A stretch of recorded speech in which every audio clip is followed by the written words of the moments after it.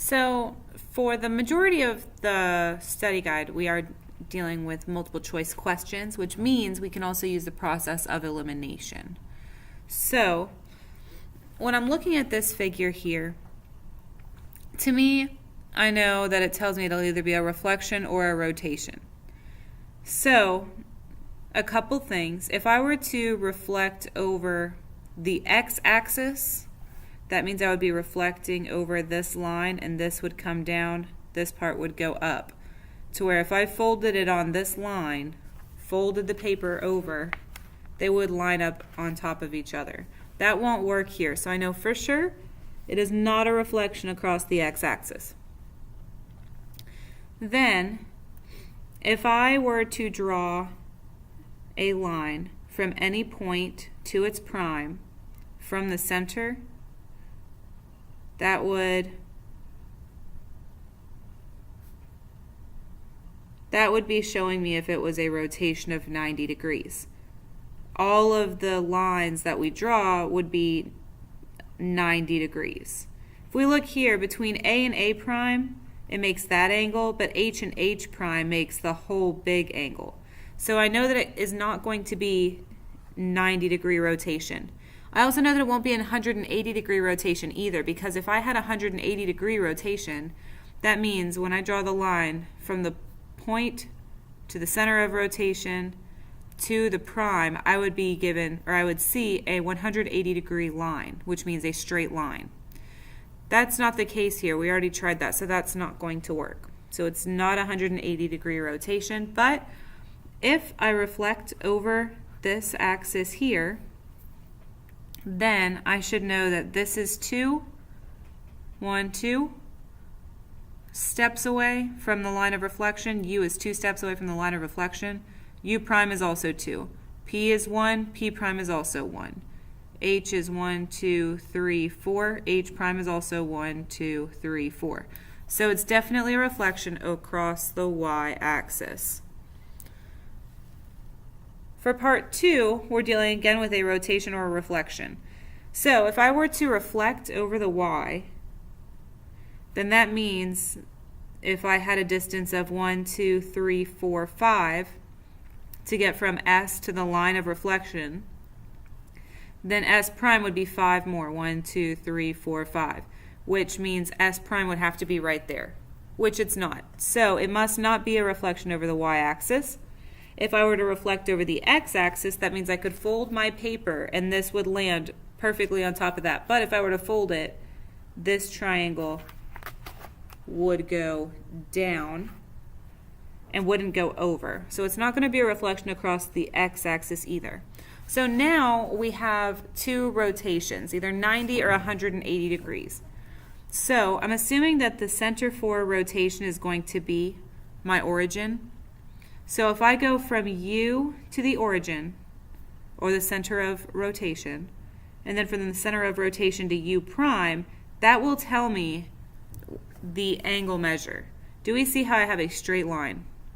That means a straight line measures 180 degrees, and this is a 180 degree rotation. We could have also done that with S, and then to S prime, also had a straight line, and X and X prime, also a straight line. So it's definitely going to be 180 degrees. If I had gotten a right angle, that's when I would have, instead of a straight line, that's when I would have known it was 90 degrees. For number 3, we are doing a transformation for this quadrilateral right here. It's hard to see, but this is our pre-image right here, and this is our image. So how are we going to be getting from one to the other? So if I reflect over, I'm either going to be reflecting or rotating. If I if I rotate 360 degrees, that's just going to bring me back to my starting point. If I go all the way around and back, it'll be the exact same position. So that's not going to work. If I reflect over the x-axis, that means if I fold on the x-axis, these two figures will line up perfectly, which is not true. So that's not going to hold true either. So then we are left with reflecting over y equals x or rotating 270 degrees.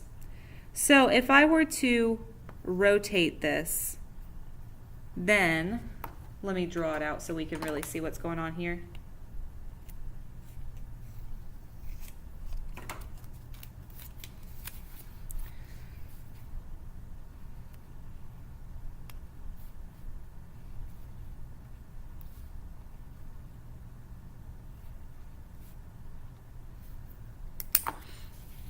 All right, so if I were to rotate this, it would rotate around,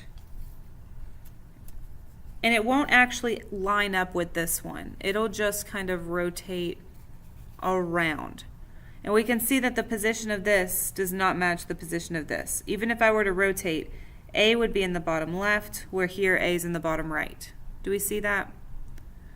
So that's not going to really work.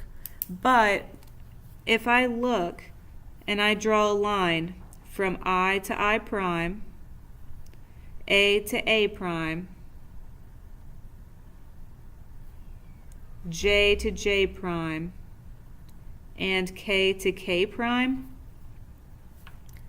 I can see that this is going to be a reflection because all of my lines are parallel. And if I draw a line that is the perpendicular bisector of each of these lines which matched up our primes with the original, it would go